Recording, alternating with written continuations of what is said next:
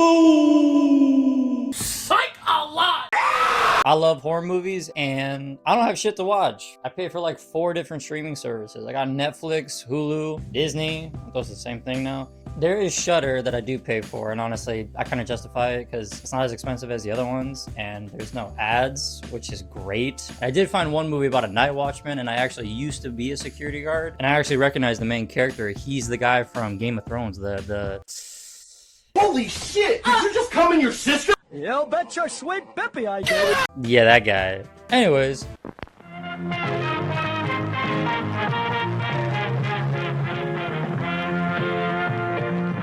Movie starts off with a group of friends having a dinner. We are introduced to 4 characters: Martin, Lottie, Jens, and Kalinka. Martin, the birthday boy, makes one last toast of the night, cheering to his new job. The ladies don't seem all supportive, but Martin figures it's a good job where he doesn't have to do all that much. Relatable! Martin arrives to his new job and he meets the on-site security guard. While trying to get the guard's attention, Martin scares him and the boss jumps, saying, "How did you get in here?" Martin explains the door was already open, actually. In frustration, the new guard goes to check on the door. Is that Chekhov's door? Yeah, probably. The guard comes back and instructs Martin to come with him to do rounds of the building. Martin and his boss start a practice patrol of the property. Along the route, the guard asks, "What have they told you about this place? Have you heard the whole story?" This is so real as a security guard. I used to be something called Rover at my first job. It basically means instead of staying on site at one location for a whole night, you have to go to multiple properties throughout the night. While doing the rounds at my job, my trainer was constantly talking to me about what and who I need to look out for at each neighborhood. The neighborhood chisme.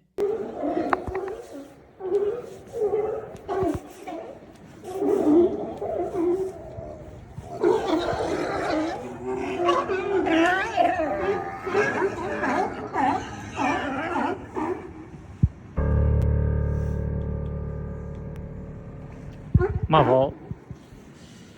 The veteran guard demonstrates that while doing his rounds, every so often you're going to come across these little machine boxes. He's instructed to use one of the security keys to make a mark as a checkpoint. It's essentially a device used as documentation to keep track of how many times a guard has done a patrol. Basically an insurance to make sure that the guard is actually doing his job. It's a real thing. Nowadays, they just make you use a phone to do it. The guard is actually quitting, so this one last patrol is essentially the end of his career. The vet shows Martin one of the more important rooms to check every night. But this room, we don't actually go inside. We just check from the outside window. Martin wants to know that if he will actually be the only person in the building. The veteran explains yes, aside from the ambulance people that come every now and then, and them.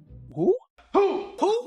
What are you, fucking out? Them refers to the dead bodies inside the mortuary that they keep in the basement. And one of the checkpoints is in there, and they have to check it periodically. Martin questions what the cords on the wall are for, and he's informed that they are just a precaution. Back then, when medical practices weren't advanced, some doctors weren't able to tell a dead person from a comatose one. So to ensure that a person wasn't accidentally autopsied, we would put bells on the feet of the unfortunate ones, or somewhere nearby where the person can alarm someone that they in fact are not dead. Now the most important thing, the vet tells Martin that if the alarm does in fact go off from one of them, that he is not to call law enforcement. He is to phone the on-call doctor instead. Yeah, bullshit. Then we are given the story of this place.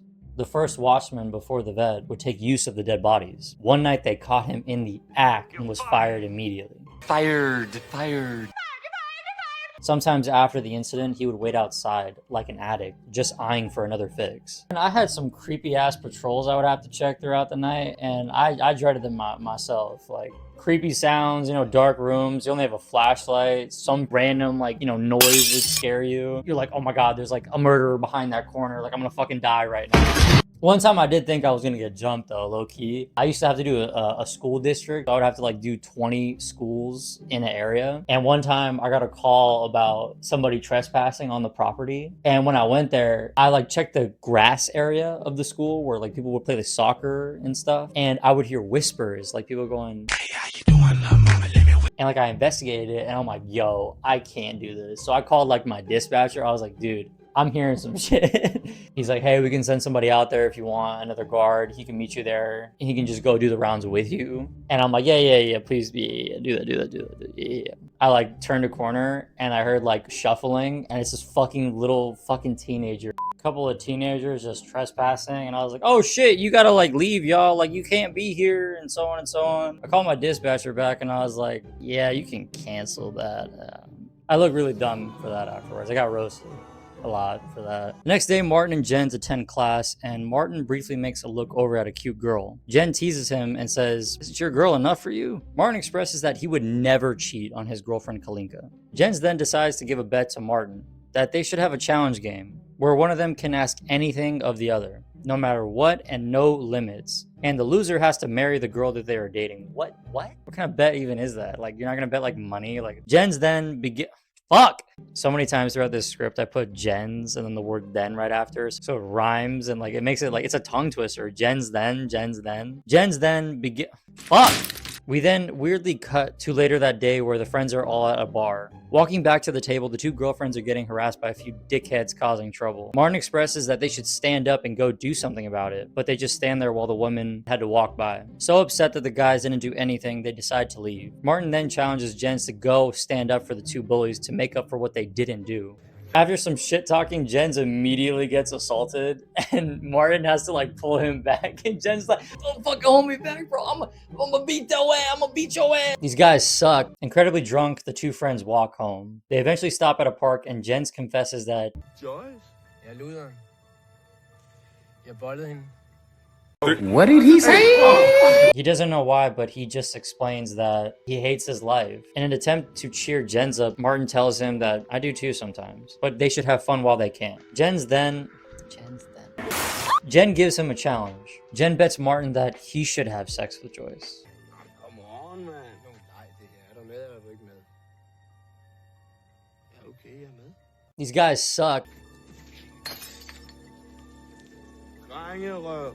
Back at the night shift, Martin just vibes on some music and is startled by a police detective that stops by. He introduces himself as Peter and even offers a cigarette to Martin. He shares that even he used to work here when he was younger. Martin asks about the photograph on the wall that the veteran had. Peter explains that the man was Lewis Payne, a murderer who was on death row. Martin has to do his rounds and the detective decides to join him. While getting to the body organs room, as I'm gonna call it, Peter actually gives him some advice. He might as well go in there and get it over with. Look inside and see for himself. That if he never does, it's just gonna eat away at him.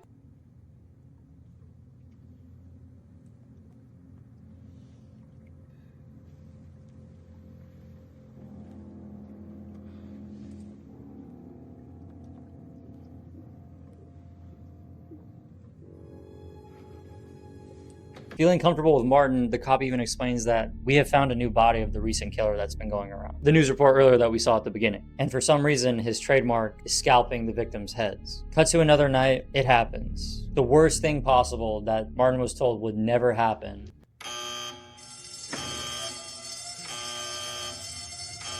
Composing himself, Martin calls management immediately, but the on-duty nurse explains that he has to deal with it.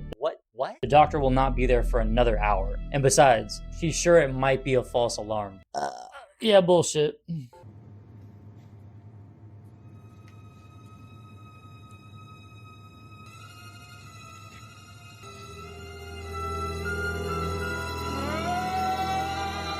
Psych a lot! Is this nigga serious? Jens came by to give an update to their latest challenge. Jens spoke with Joyce and they have set up a date. But the most important thing is, since Jens said his name was Martin, Martin now has to impersonate Jens. The doctor arrives and Martin actually informs him that it was in fact a false alarm. He looks pissed.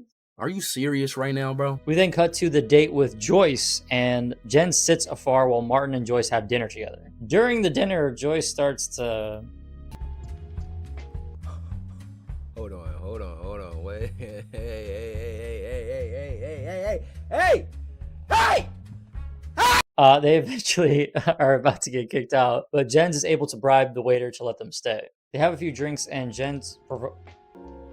Dude, I don't know why his name is giving me like the fucking tongue twisters. Jens prepares a toast, but Joyce stops them. She doesn't drink, but with the right incentive... His name is Abraham. But Jen proceeds to fill the glass to the brim and makes her chug it. She does, and she struggles heavily. Even afterwards, to add insult to injury, he tells her, "How much do I have to pay you to smile right now?" George Washington? Pays her, she smiles. He pushes even further, saying, "I'll give you another 200 if you tell me you love me. I'll give you another 200 more if you make it believable." She says it and reaches for the money, but he stops her again. not finished! He continues to abuse her and even questions about her weirdest clients. She does share a story about one guy that pays her to play dead. She eventually shares that this same guy was also involved with one of her other friends in the circle. Joyce's friend actually brought that same man home, but was found murdered later on that night. And Joyce was the one that had to identify her body.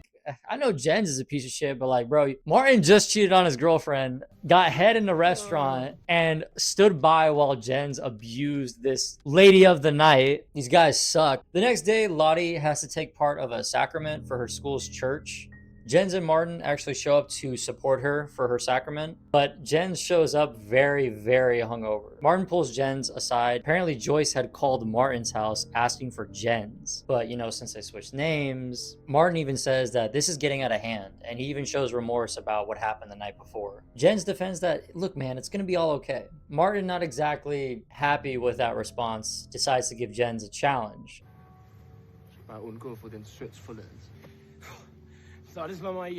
When it's his turn, he is sweating bullets.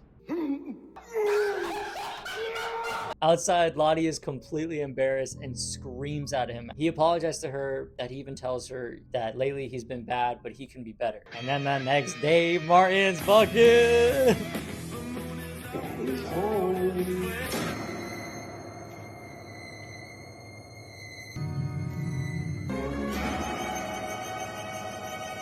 Quickly rushes to call for help, and the doctors arrive on site and they search for the body, but the body is moved and nothing is there. The detective is also called, and that always struck me as kind of strange. The doctor is pissed and even asks Peter if, should I get rid of this guy? I can fire him if you like. He declines, and Peter says that he will take care of it. Peter comforts Martin and even offers him a number if he needs to call for any advice whatsoever. Look, I get the tired excuse and like the messed up place you're guarding can sometimes like get to you. But bro, that body moved, bro. That body moved. Martin returns home and confides in Kalinka. He feels upset and is also guilty about his actions recently. He almost admits that he's been unfaithful, but he stops. Seeing how low Martin is, she even offers to go to work with him the next day. Man, what a girl, bro. The next day, Kalinka joins Martin at work and the timer goes off. It's time to do a patrol. Eventually, they get down to the morgue and Kalinka sees all the bodies. She is overwhelmed with emotion at the sight of death. Martin begins to comfort her and it escalates into sex. Hell no, man. What the fuck, man? Get your ass on, boy. In a hospital, in a morgue, in a room with dead bodies. You weird, buddy. You're weird. We then cut to Kalinka at theater class where Joyce shows up and tells Kalinka everything about Jens and Martin. Remember, their names are still switched. She arrives home to confront Martin and he has no option but to confess. He tells her that it was a mistake and he deeply regrets it. And the scene ends with just one question. Margot? Yes. The next day at work, all the workers just stare at Martin. On his way to the office, he comes across the doctor and he also asks the same question. Margot? Martin heads down and he finds the detective, and the fucking forensics team is inside the morgue. Peter explains to Martin that there has been an incident last night and one of the bodies has been turned over. Their legs have been spread and some semen was found in the corner of the room. Fuck! Pulled out, Martin? No, you're fucked. The two talk separately in the office and Martin expresses that someone is messing with him, but he's innocent. He does confess to Peter that he has been having a brief affair with a hooker named Joyce. He mentions Joyce called him at home one night, and she might have held a grudge towards him and Jens about what they were doing to her. Which is true, they abused the shit out of her. Peter shares with Martin that he's had a few run-ins with Joyce as well as people in her circle, arresting her for prostitution. Peter believes that the recent events are lined up with the recent serial killer, that the serial killer knows of Joyce's circle, also asking who is the one that introduced you to Joyce in the first place? Jens. Oh shit! Oh shit! Martin is still in trouble. His job is still on the line, but there is a risk that he is going to be going to jail. To defend himself, he suggests that it might be the last guard that had the incident with the bodies. We cut to Joyce at home drinking wine and blasting music. She hears a knock on the door and it appears to be one of her clients. We don't see his face, but he forces his way into the apartment. She ends up being murdered in one of the more disturbing shots of a kill scene that I've seen.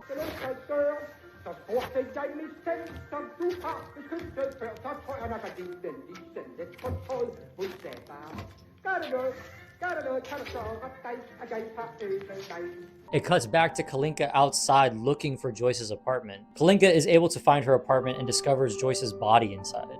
She's about to call the police, but notices the killer is still in the house. She quickly hides, and behind the door, it is revealed who the killer is.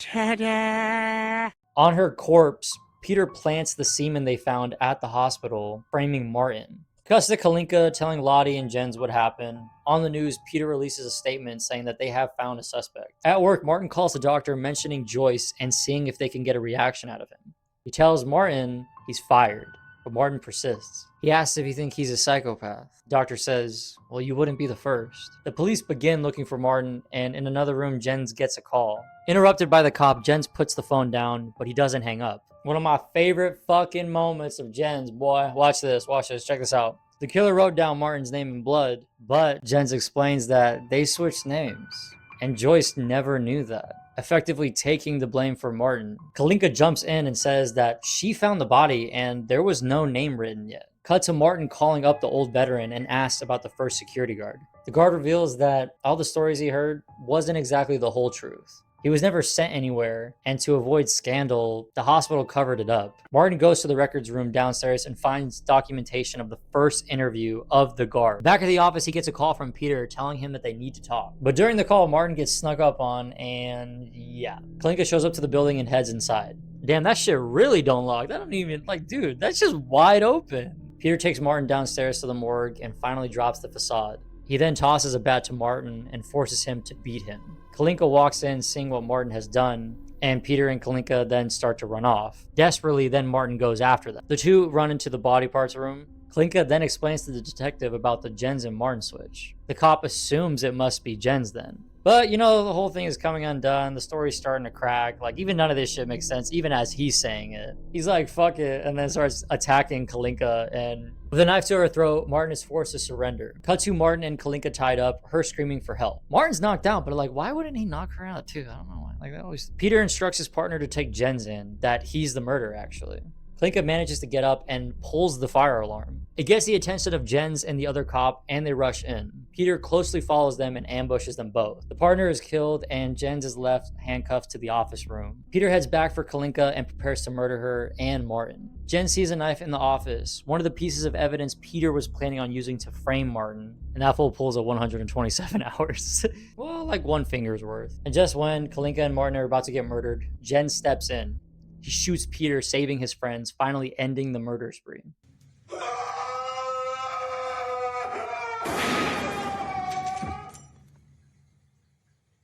Jens begins to break down, screaming out, looking at his fingers.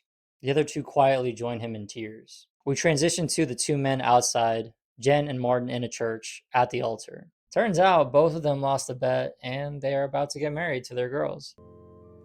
Night Guard. Hvis det her var en film, skulle den hedde Night Guard. Så tilspørger jeg dig, Jens Christian Arnkiel. Vil du have Kalinka Martin, som hos dig står til din hustru?